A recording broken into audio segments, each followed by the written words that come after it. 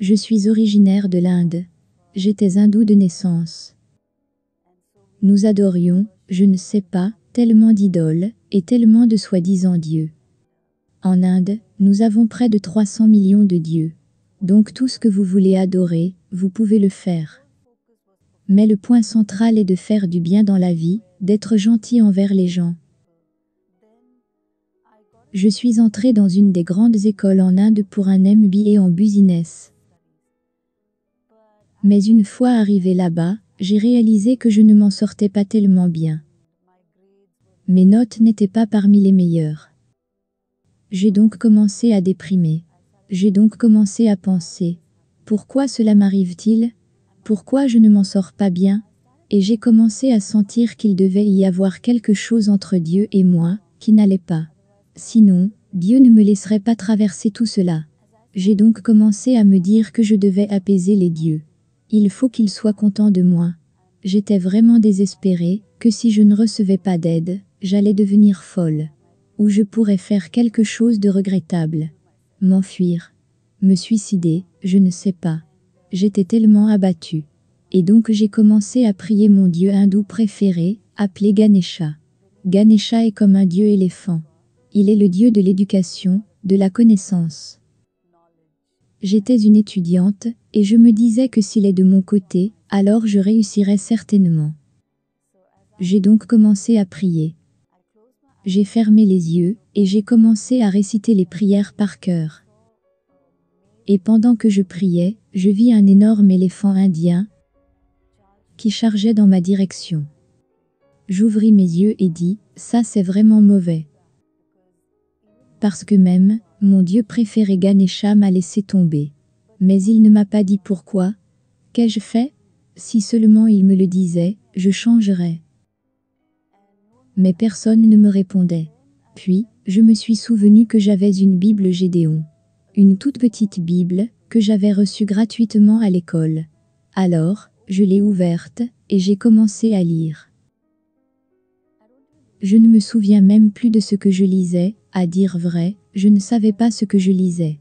Mais en quelques secondes, quelque chose de très tangible, presque comme de la lumière blanche. Quand je l'ai senti, je savais que c'était pur, c'était vraiment fort, c'était puissant. Et ça s'est écoulé au travers de moi, depuis ma tête, jusqu'à mes pieds. Et pendant que cela se passait, mes peurs et mes fardeaux dans le cœur étaient déchargés. Ma sœur s'est réveillée. Elle a dit qu'il devrait être environ 2 heures du matin. Je ne sais pas, je ne m'en souviens plus. Elle me vit, et me dit, « Oh, mon Dieu, ta face est rayonnante. Quelque chose se passe, qu'est-ce que c'est? » Et je lui répondis, « Ne t'inquiète pas, Jésus est là, il prendra soin de moi. » Puis les vacances qui ont suivi, je suis revenue dans ma ville natale, et j'ai rencontré le pasteur de mon église, en Inde, New Life Fellowship. Et il m'a conduit dans la prière. Et m'a expliqué ce que cela signifie, être né de nouveau. Je continue à dire à toutes les personnes que je rencontre, je leur dis qu'il est le seul vrai Dieu qui communique. Il est le seul Dieu, qui répondra où vous vous trouvez. Beaucoup de mes amis m'ont immédiatement abandonné. À se moquer, disant que je suis une fanatique, une rebelle, que je ne vaux rien. C'est une perte de temps, et que maintenant Jésus est un poids pour moi.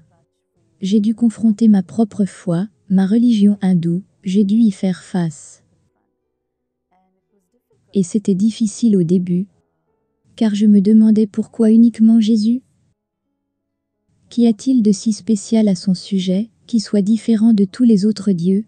Parce que la foi hindoue enseigne que toutes les voies mènent au même Dieu. Que tout le monde, à son niveau, arrivera à la porte. Mais ce n'est pas vrai. Seul Jésus est la porte. Seul Jésus est l'unique personne par laquelle nous pouvons passer. Tout le reste n'est que mur, que vous ne pourrez jamais traverser. Et je me souviens que je luttais avec Jésus sur ce sujet. Pourquoi as-tu rendu cela si compliqué? Pourquoi n'as-tu pas fait des centaines de portes, pour que d'une façon ou d'une autre, nous y entrons tous? Il me répondit, en fait, j'ai beaucoup simplifié les choses. Il y a une seule porte, afin que vous ne soyez pas confus.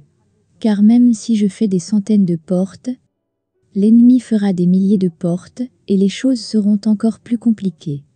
Donc il n'y a qu'une seule porte, et je suis cette porte, qui passe par moi, pour aller au Père. Priti a terminé son doctorat, et est rentrée vivre en Inde.